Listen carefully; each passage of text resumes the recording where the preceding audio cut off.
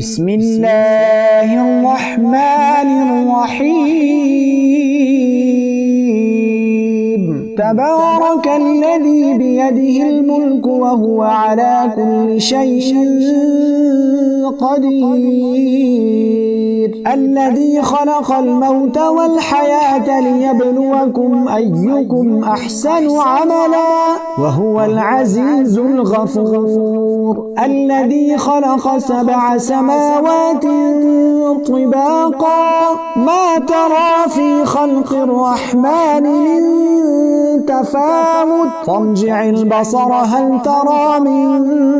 فطور ثم ارجع البصر كرتين ينقلب إليك البصر خاسئا وهو حسير ولقد زينا السماء الدنيا بمصابيح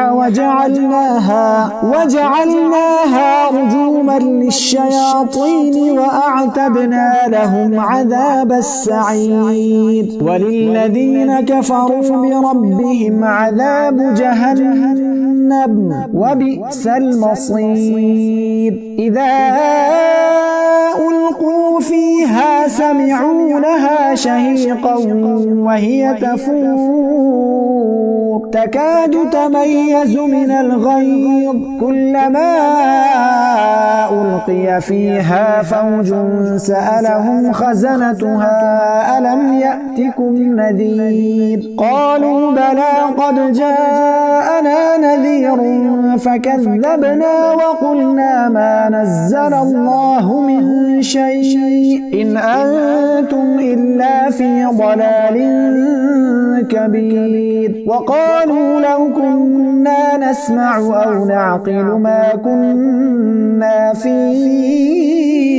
أصحاب السعير فاعترفوا بذنبهم فسحقا لأصحاب السعير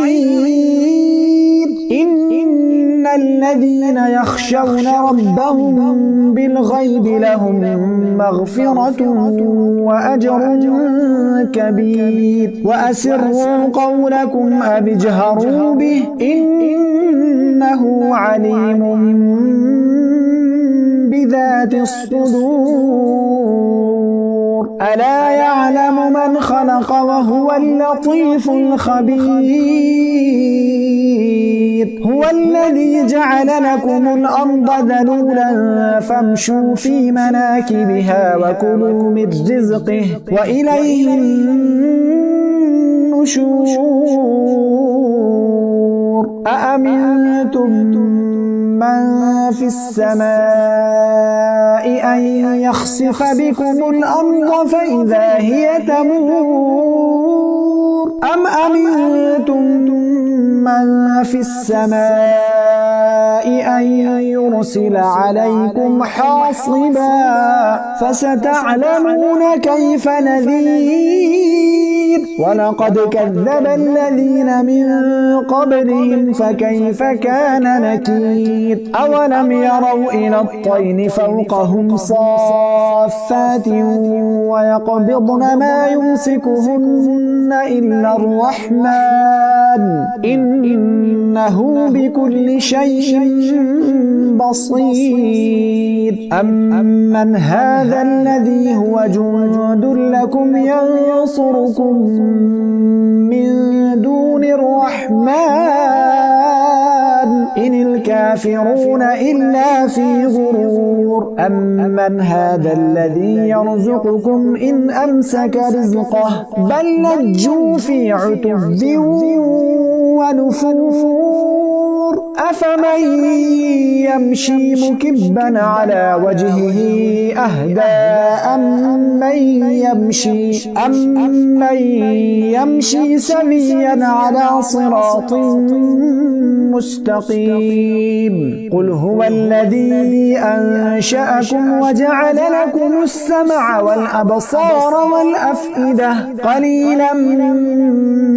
ما تشكرون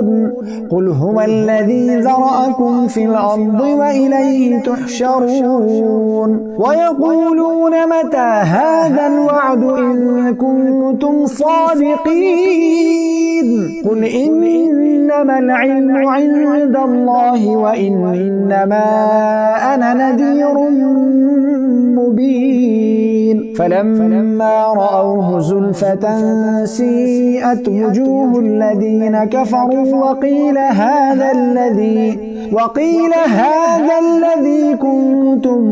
به تدعون قل أرأيتم إن أهلكني الله ومن معي أو رحمنا فمن يجير الكافرين من عذاب أليم قل هو الرحمن آمنا به وعليه توكلنا فستعلمون من هو في ضلال مبين قل أرأيتم إن أصبح ماؤكم غورا فمن يأتيكم بماء معين صدق الله